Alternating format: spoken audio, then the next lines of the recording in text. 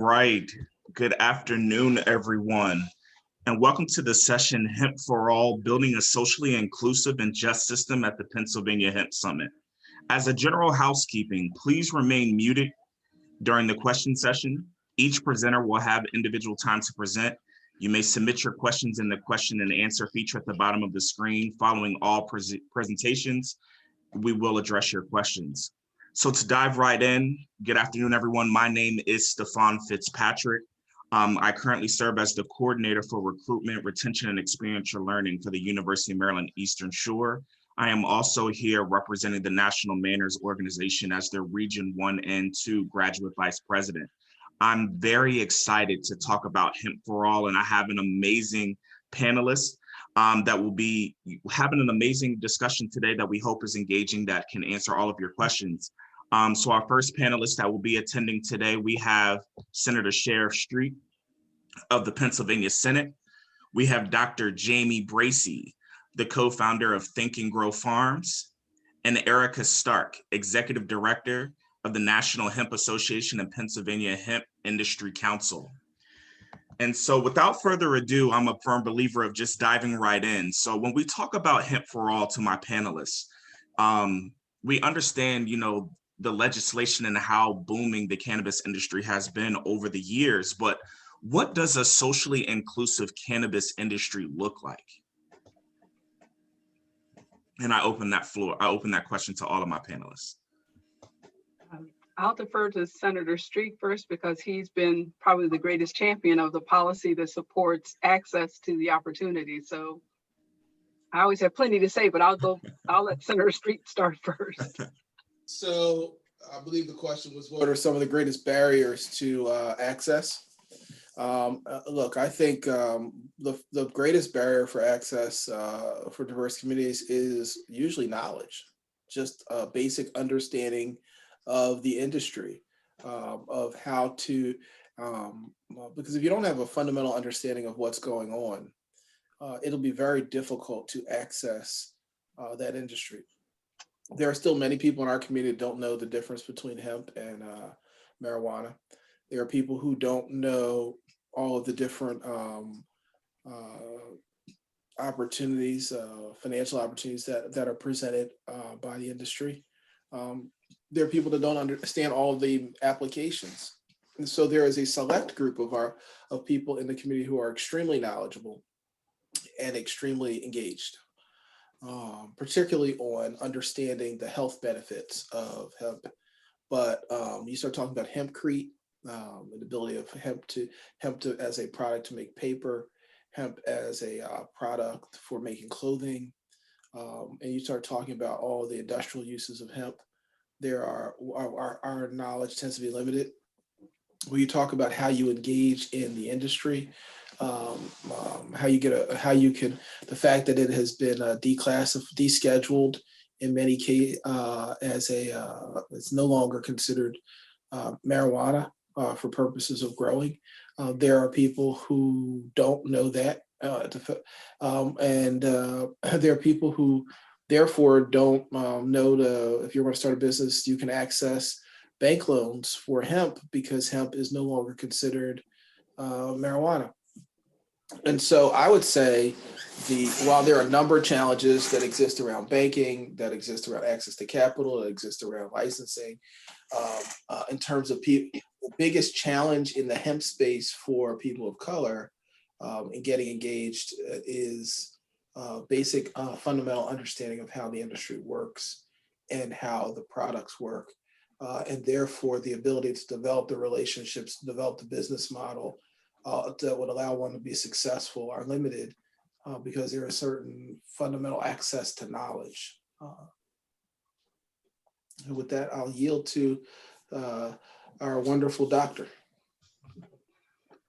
Thank you, sir. I think that I want to echo the lack of knowledge. I am certified as a processor in Pennsylvania for industrial hemp this year. Last year, I was certified as a grower. Much of the work that we did last year was research-based in terms of understanding how industrial hemp could be used to improve the quality of growing in soil in urban centers. We there's no misunderstanding that you cannot compete with the sheer firepower of the land that our rural and central colleagues have for growing industrial hemp. But there are some applications that we can use in urban centers that really support sustainability and living sustainably. And the fact that so many people are moving to these urban centers, we are extraordinarily responsible for at least half of the greenhouse gases that are arising. We're continuing to see people move to urban centers. Philadelphia is now the hub now for New York City gentrification. So people are moving down into the southeast part of the state. And what we know then is that there's going to need to be more access to food, to processing, to employment, to business growth, et cetera, for the communities that are already still here. So when it comes to opportunities, knowledge is certainly part of it, that the industry is wide open on both and I would still say this, I don't know if Erica would speak to this or the senator, but I think on the seed side, there's still a lot of opportunities. CBD is still, there are still many other cannabinoid opportunities beyond CBD for manufacturing, et cetera, using industrial hemp and its byproducts. But I think, again, I would echo understanding the industry and understanding how beneficial industrial hemp is specifically to urban centers is really what I'm interested in. From our perspective, we took a very keen interest in this issue as we were advocating for the passage of the 2018 Farm Bill, because one of the things we most objected to was the felon ban that was put in that blocked people who had a felony drug conviction from being a permit holder. Right. And we know that historically, particularly African Americans, have been disenfranchised by the war on drugs in a very meaningful way. And while we were not successful in getting that ban eliminated, we were at least able, and not just us, but advocates as a whole, in having it mitigated to just be primary business owners and people with financial interests in the business from not being able to have a felony, but it's still allowing general workers to participate if they had a ban. But in that light, it just sort of showed that how this industry is evolving, and it gives us a very unique opportunity to make sure that diversity is built into it.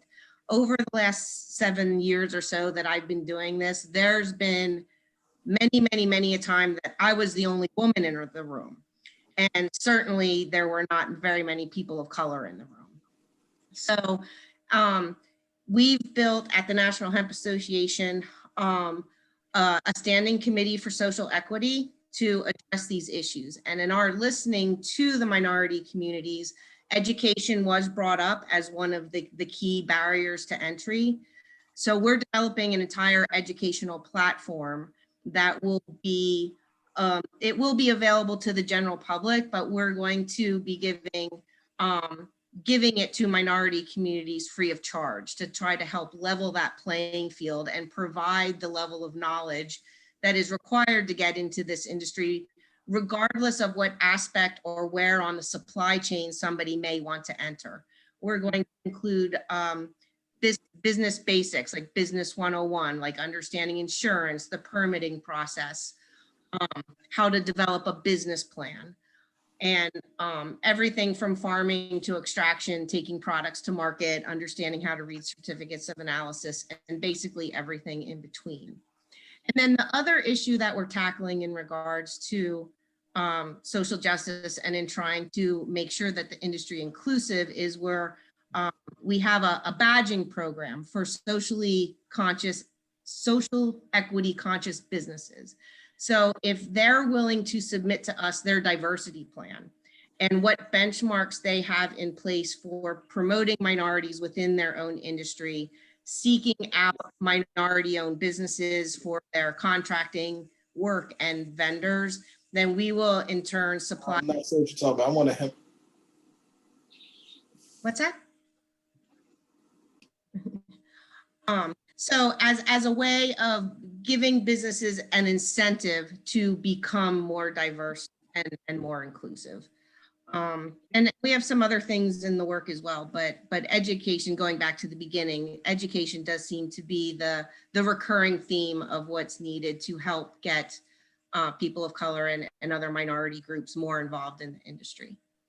So I want to kind of jump in and I want to kind of ask this question because I think when we talk about agriculture, and I feel like over this past year, we've been diversity, equity, and inclusioned out, and I want to ask you all this. Do you think that initiatives to focus on DEI today are genuine efforts, especially towards the hemp industry for what we're discussing? Do you think that those efforts are genuine or a means to address the issue as a result of what's taken place this past year? I think when we talk about social justice, we think about the Black Lives Matter movement, we think about all the disparities, and we're seeing a lot more companies and organizations trying to identify what they can do to address these needs. Because I think when we talk about ag, we have to talk about the trauma that comes along with understanding agriculture, especially in, minority communities, right? And I think that's because when we think about our plans to sustainably develop initiatives for the future, I'm noticing that some companies aren't taking the time to understand the experiences, because in my 17 years of ag experience, I know that I've had, organizations and people that have worked with me that focus on the experiences. But do you all think that these initiatives towards DEI for something like this are genuine? I haven't responded yet. What I'd like to do is go through my quick presentation and maybe answer that question as part of that presentation. Definitely. So if you can pull that up, I want to talk about this from the perspective of being a longtime urban farmer, gardener, et cetera. So these are what I call musings from an inner city farmer. Next slide, please. So in answering the question about social justice and access to opportunities in agriculture, from my world in university settings to my world in actually moving through to being a farmer and picking up on my father and his family's legacy, we've always had something. We've always been engaged in sustainability. And so I think one of the issues around asking whether or not there is authenticity of interest in social justice, I think what has happened within the social justice community is we have always seemed to focus social justice external to the economic reality of the country we live in.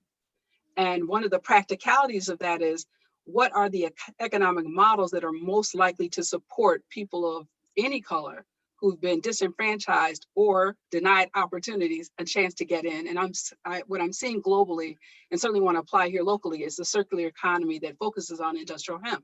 So what is a circular economy? It's an economic model that most indigenous cultures have used. You recycle, you regenerate, you sustain, you put resources back into a minimal waste environment, right? And so that is an opportunity for redesigning, repurposing, and recycling so that we open up new economic opportunities. Because again, to the earlier point that both the Senator and Erica commented on, if people don't know what we don't know. And this is a movement that's happening around the world in response to climate change, et cetera. Next slide.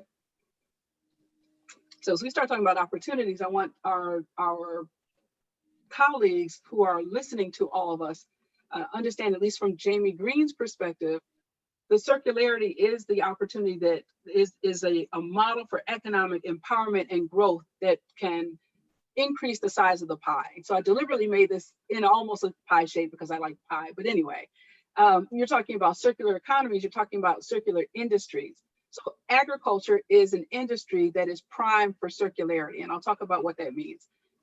Within that agriculture industry are opportunities for circular businesses.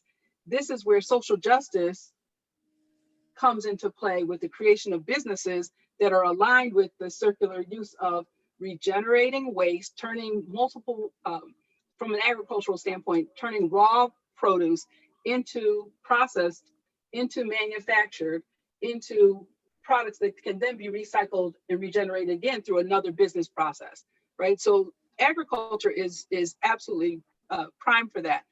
And it's going to become more and more important. Again, we talked about people moving to these urban centers where there are disproportionate numbers of people of color who are consumers who are becoming much more eco-conscious. People are eating differently. People are buying differently. So next slide, I want to give an example of what does a circular economy look like for industrial hemp, because we don't have a lot of time. So this is what my company, again, I'm processing industrial hemp, but this is what I've been thinking about. How do we engage our rural colleagues, our central colleagues who are traditional agriculturalists in this new 21st century model, right? And so if you walk through this, everywhere you see a white square is basically what currently exists, right? We have farmers who are operating, we have some who are growing non-THC seeds for cultivation, for seed product development. We have some who are doing heard and bast, or who would like to. So people are in these strains, and again, I'm focusing only on industrial hemp. I'm not talking about medical marijuana or CBD or that industry. So if you're talking about social justice, and you're talking about social justice begins with plugging into an ecosystem that allows you to create more business opportunity. So where there are white, the white shapes are currently existing. Where you have processing for seed, processing for heard and bast, that's sort of on the cusp. We can have new businesses that are started in those areas, whether they're in rural areas or in urban areas, where you have business startups that can process in both areas. In the yellow is where, in a circular economy, waste is designed out and into new product development from the beginning, right? Again, where there's yellow, industrial hemp waste can be sent for extraction and R&D on new product development. Waste can be used from industrial hemp for energy feedstock because of its CO2 sequestration. Waste from industrial hemp can be used for carbon neutral manufacturing, whether it's insulation, whether it's hempcrete, whatever it is. The waste from industrial hemp processing lends itself to those yellow spaces, right, where you can start new businesses and new opportunities for growth. In green is what my company currently does here in Philadelphia. We already grow in recycled shipping containers, again, operating sustainably, vegetable specialty crops, and have entered into negotiations, Eric, I'm gonna need your help, around hemp hearts, organic feedstock that we can use in urban centers to process industrial hemp into new products. Another conversation I had on Sunday, this is an international commodities exchange company, wanted a Sunday discussion around, can Pennsylvania provide clean bast for textiles in Tanzania and Ghana? That means, are there opportunities for our partners in central Pennsylvania, or whoever the growers are, to work with our urban partners to come up with new market opportunities? Again, you're talking about social justice. Social justice is, do we have the market bandwidth to increase the size of the pie so more people can get into industrial hemp? The last one, the industrial hemp soil remediation, we just completed that project for Department of Ag about 3 months ago. And so again, you're looking at the markets that we're already working with for both veg and hemp related products. Again, the yellow is where we are talking about recycling, and we're talking about then supporting the waste all the way through to composting and again, remediating soil in urban centers. And again, Think and Grow then goes back into contracting with colleagues in central Pennsylvania who are already growing the raw materials that we need to feed stock into manufacturing in a place like Philadelphia. So I'm hoping that's the long way around to say there are a lot of ways in the new economic model for social justice to be represented by ownership of the means of production, ownership of the products that go to market, and collaboration with people who are already in the industry to grow the pie so that all of us benefit, or at least more of us benefit than are currently doing that. So I hope that that's helpful. And I think from my perspective, authenticity is really hard to gauge in other people. Like, it's really hard to know what's in the heart and minds of people who are starting different initiatives. Yeah. And I think it would be naive to say that the recent events of Black Lives Matter and everything that's transpired over the last several years has not woken a lot of people up to what was probably somewhat willfully ignored for way too many years. So I know what's in my heart and mind and what motivated us to do this. That was several years ago. And have we seen other organizations kind of jump on the bandwagon? Yes. But I welcome that, because that means the conversation is happening and people are starting to think outside of their little bubbles of lived experience. As a white woman, I'll never be able to pretend to know what your lived experience has been. I can only try to listen and do what I can to alleviate pain that's been felt over generations. I can't go back and fix the past, but I can affect the little bit of the world that I can touch moving forward, and hope that it has ripple effects that, rising tides lift all boats. Mhm. So I think that's very real. And I think, we're having a conversation. We can't really get in with the participants, but this is a very real conversation where empathy is so critical now and in such short supply.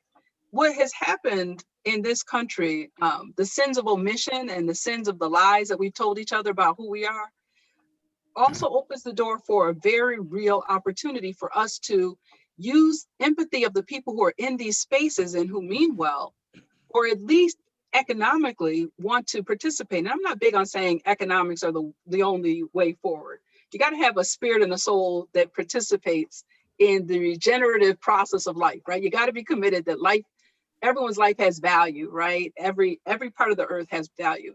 I think this is where we are going right now with this. We want to translate the empathy into very hard realities around what the economic opportunities are. If anyone is listening and hasn't seen the new economic data on Black business growth, before the pandemic, we had less than 1% GDP in the United States. That means we had 125,000, count them, out of 30 million people, 15 million of them African-American. I can speak for that group right now. There are maybe 120,000 employer firms where somebody employed more than one person. I'm looking at industrial hemp, the cannabis industry, as a paradigm shifter.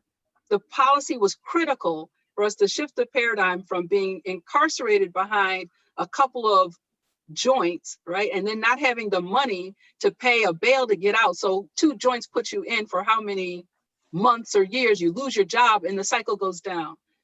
It is time for what we call a spiritual reckoning.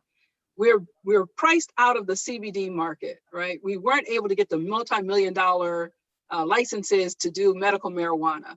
And so we have to look at where are some other opportunities of low-hanging fruit.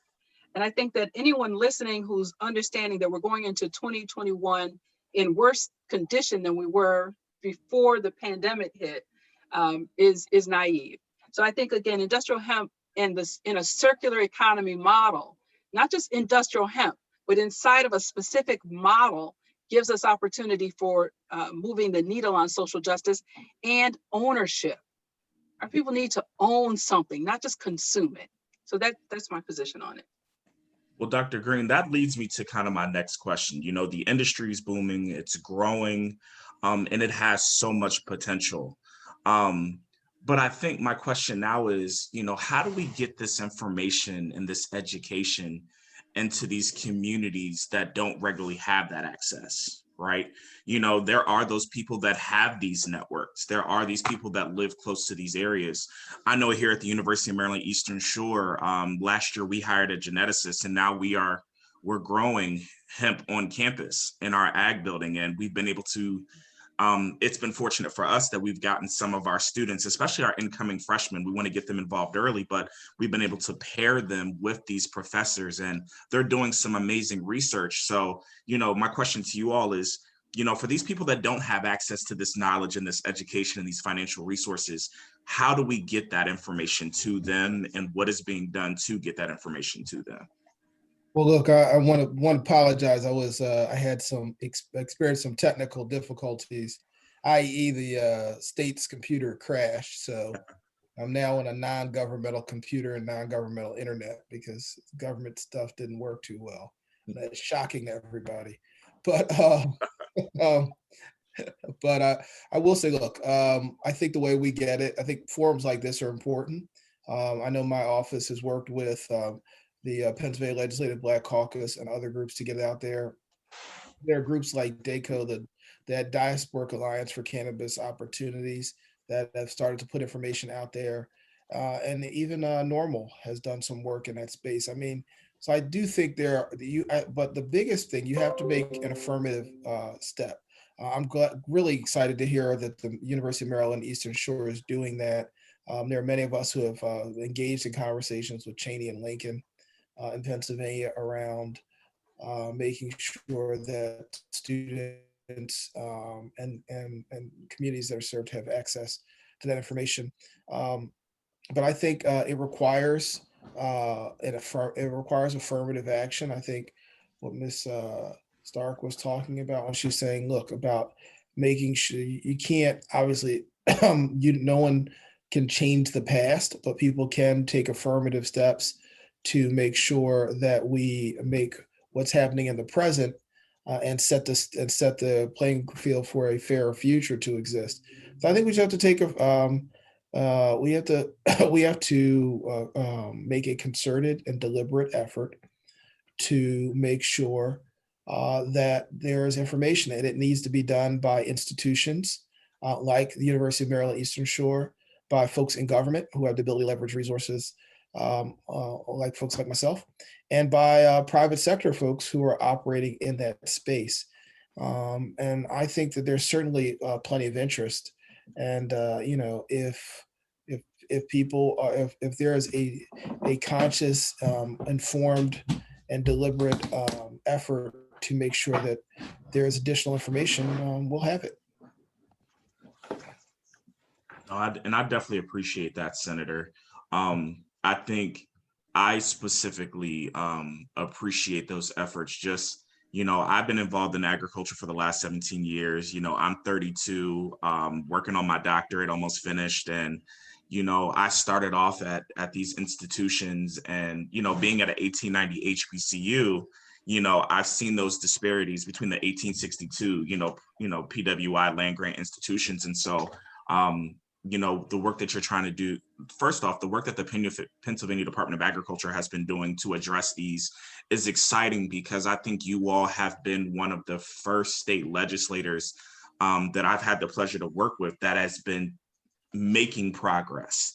I think over these last several months, I've had the pleasure to work with several of you on some of these initiatives. And so, Senator, I want to ask you this, and I can pose this to everyone else.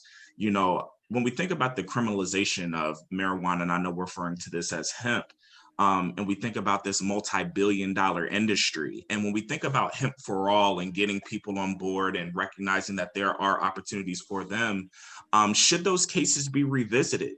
I think a lot of families and some of the students that I've engaged across the country that may have had family members that fell victim to criminalizations of marijuana, should those cases be revisited? I pose that to you. So I've introduced legislation in multiple pieces of legislation that would eliminate all marijuana convictions in Pennsylvania. If my marijuana legalization bill were enacted into law, it would eliminate all cases of all marijuana convictions. And so I certainly think that's important.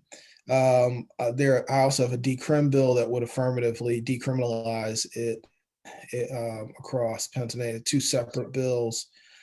But the other thing, I just as a parenthetical to this discussion, it's not exactly responsive to the question, but I think it's relevant. We also need to make sure that we're doing, also we were talking specifically in the hemp space, that we are making sure people are testing in the right way, meaning that you test for the presence of THC. For advising a young man who was interested in doing some stuff in construction, who was using hemp oil to relieve for some health/medicinal purposes.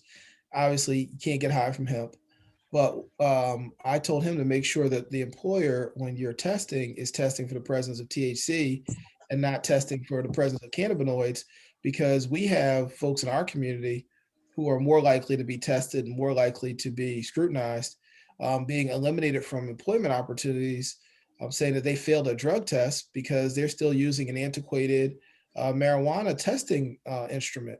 And therefore, while not criminally sanctioned, they are experiencing some of the residual effects and being treated like criminals, even when they're doing something that's perfectly legal. And so there are a number of, and that doesn't, and that also would speak to our medical marijuana people, but for folks who are actually not using marijuana at all, they're using hemp. If you do not, if employers are using the wrong test, we can have people stigmatized,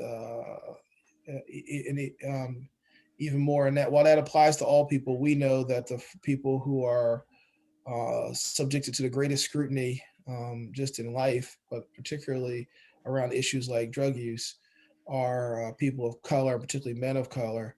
And so, making sure that we do some real education to employers about the difference between a person who's using a hemp-based product versus a high THC cannabis product. That's something we also need to do. And I think it directly impacts the communities that you were talking about. Definitely. That's actually a very important point. And it's also important to note that a full spectrum CBD product that has legal amounts of THC in it at the 0.3% or less, if you take that for an extended period of time daily, it is still possible to test hot on a drug test for THC, even though you've been using a legal product that has just those trace amounts. So that is vitally important for all communities to get that addressed as it applies to both employment and DUIs. As impairment should be the threshold, not the detection of any THC in the blood. THC, yeah. And those are all amazing points. And we've been getting some great questions in the chat box. We're going to get to those questions in a few minutes. I don't want you all to think that we've been ignoring you, but there's some amazing questions down there that we're going to get to. I want to ask this question, since we're talking about legislation and we're talking about, what Pennsylvania is doing, why do you think it's such a challenge for these other states to get their state legislators on board to support initiatives like this? I think, Dr. Green, you were talking about, everybody should get a piece of this pie, right? This is something that should be available for everyone, but why do you think it's receiving so much opposition from other legislations? I think that, again, the history, the toxicity of the history of cannabis in the United States is slow going. I mean, it takes the strength of the courage of certain legislators to take that first step. I think, again, redefining it and reclaiming what this industry is and what it's about is our best foot forward. And I think, circling back to the conversation about HBCUs, my national institute is right now in 5 states working with HBCUs in Mississippi, Georgia, South Carolina. Here in Pennsylvania, we started with Cheney, and we're expanding to Lincoln. And we're leveraging the federal government's newly passed legislation yesterday to support HBCUs as partners in these areas where they have been sending out funds for R&D for low THC cultivars.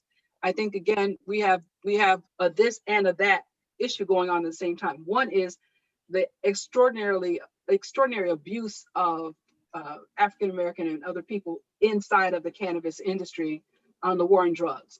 That has to, there has to be a healing around that and justice to that. At the same time, cannot ignore, again, and I'm gonna stay with this, industrial hemp for my company and also for the National Institute that we work with is a feedstock into a new opportunity for prosperity that has both domestic and international implication.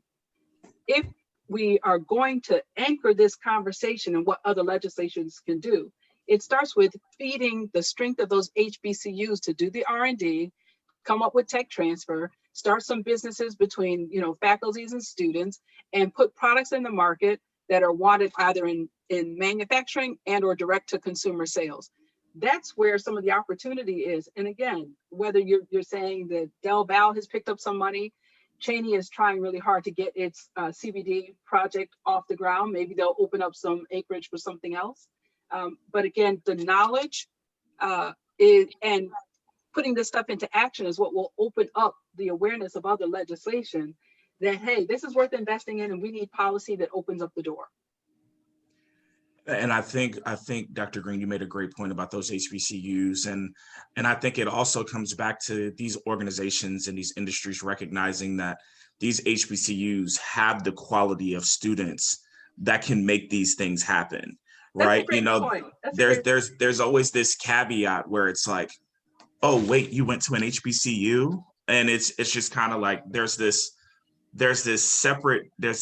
separate but equal type of thing going on where it's just like, you know, we look at the new president of MSNBC, she's from Hampton, you know, our vice president, you know, elect is from Howard.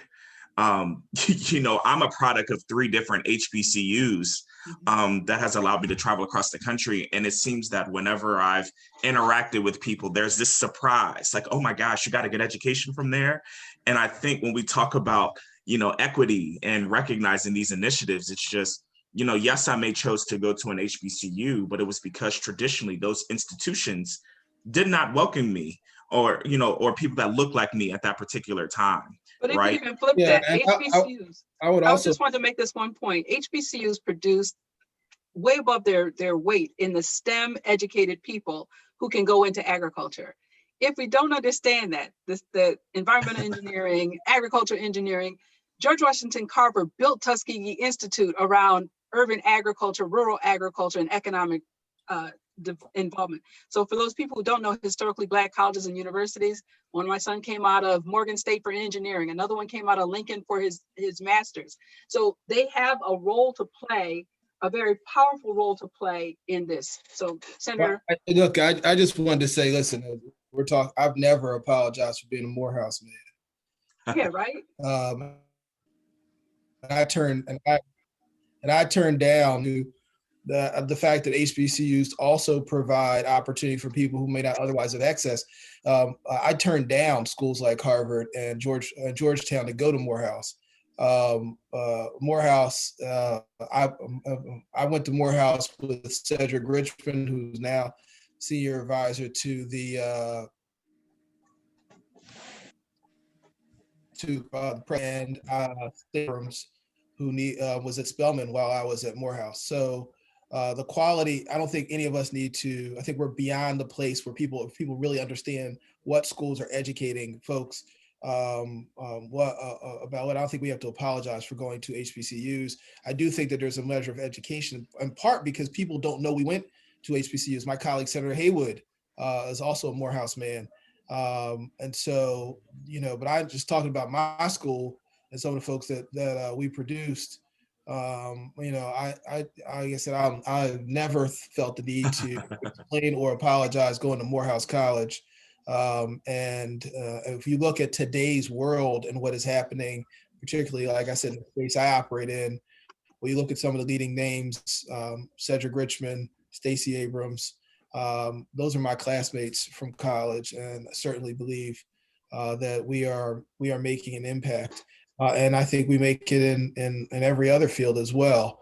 But I think there needs to be a level of education about that. And those of us who went to those schools, we have to probably make it known, because there are people who probably are surprised that we are HBCU alum. I think probably a lot of people in the Black college space know that Stacey Abrams and Cedric Richmond are Black college alum, but there are probably others that don't. And there are probably people on this presentation that didn't know I was a Morehouse man.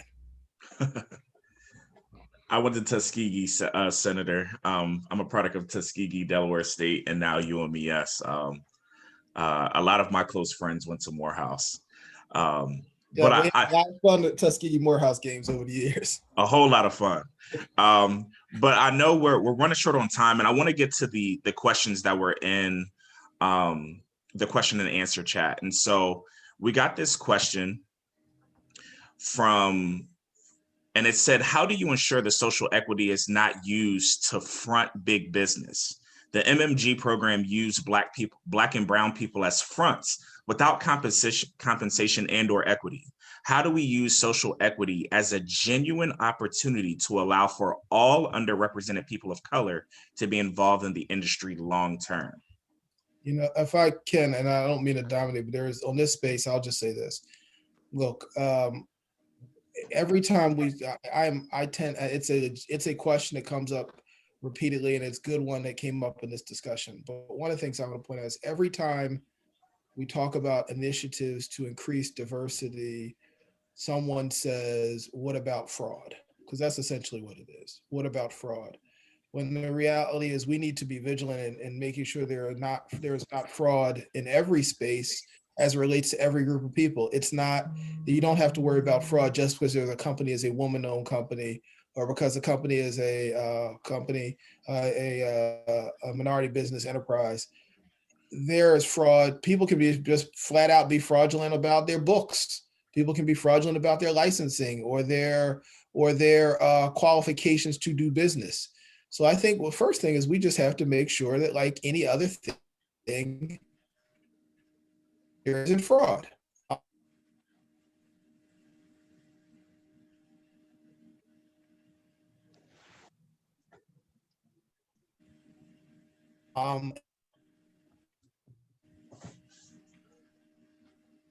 And then I think once you eliminate the fraud, nobody says, well, why don't we not have programs where we allow information about their financial history, because they could commit fraud, which they could. We don't say, you know what, why don't we prevent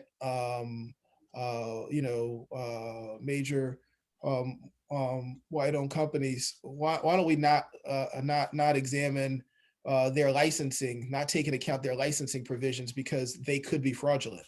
Obviously, anything could be subject to fraud, but we need to be vigilant to make sure that these are not fraudulent programs. And then when we do, I think the benefits of diversity certainly stand out. Diversity include, one, it allows you to take advantage of the full spectrum of society. When you eliminate women, you eliminate literally 50% of the mental capacity of a society. When you eliminate people of color, you start eliminating experiences and ideas. And one of the strengths of this country has always been the fact that we draw the best of the entire planet and then synthesize it in a way that we produce we perform and produce it in ways that other countries are unable to. Our diversity has always been a strength. And when we recognize, and not always because we embraced it as a strength, because nobody was embracing it when George Washington Carver did what he did in terms of, but it has been a strength. And when we lean into our diversity as a strength, both internally for companies and as a society, we'll start to have a different kind of conversation around inclusion. Now, thank you so much, Senator. Now I got this question, and it said, let me pull this back up.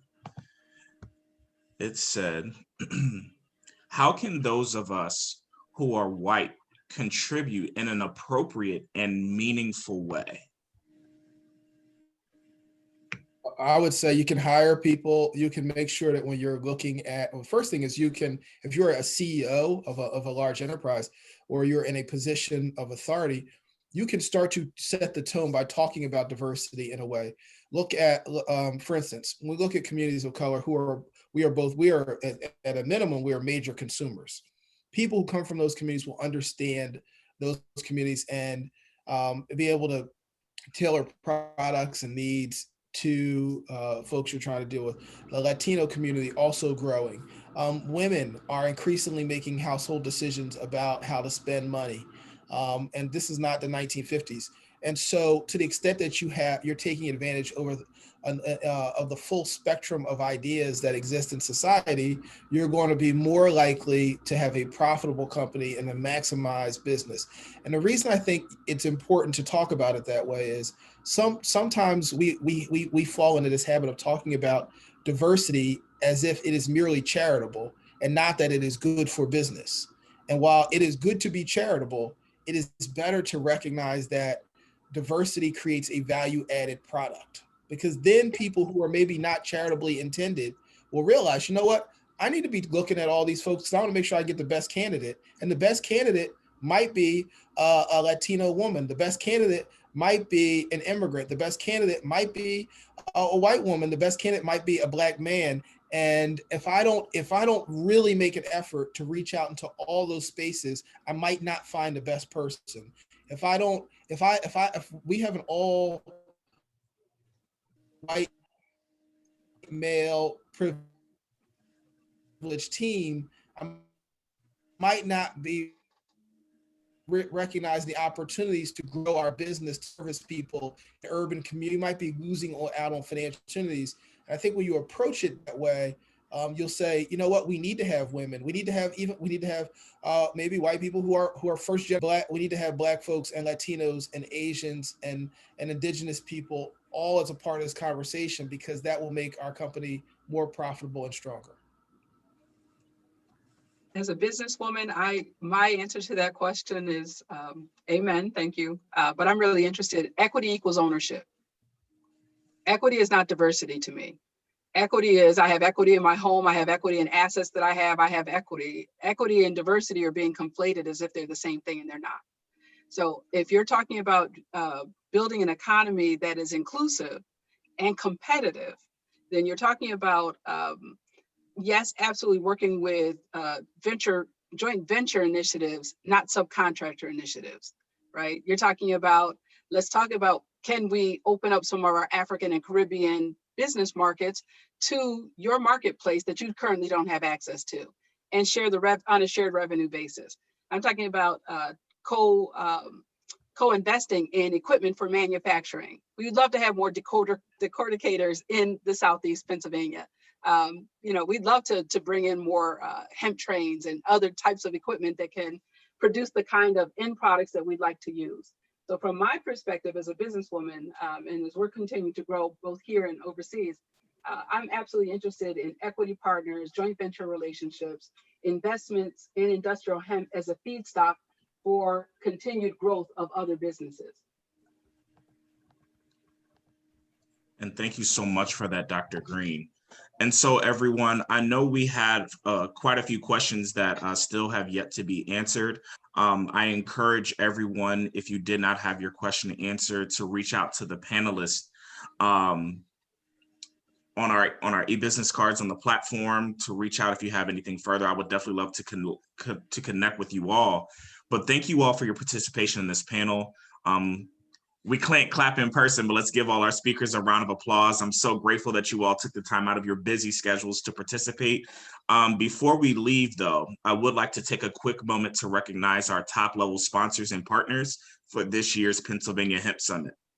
We have Lancaster Farming, King's Agri-Seeds, the Pennsylvania Agricultural Business Development Center, and Air Products. So we have a short video that we're gonna play for you. That's going to start now.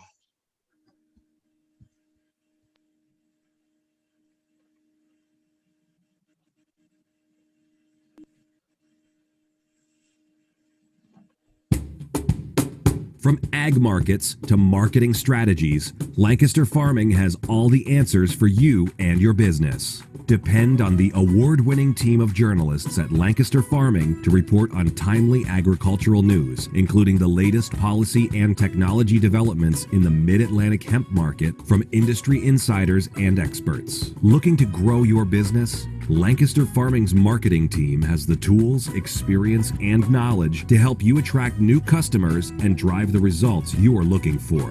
Whether you're an investor, grower, processor, supplier, or distributor, find everything you need to take your business to the next level each week in Lancaster Farming. Subscribe today or connect with our marketing team at lancasterfarming.com.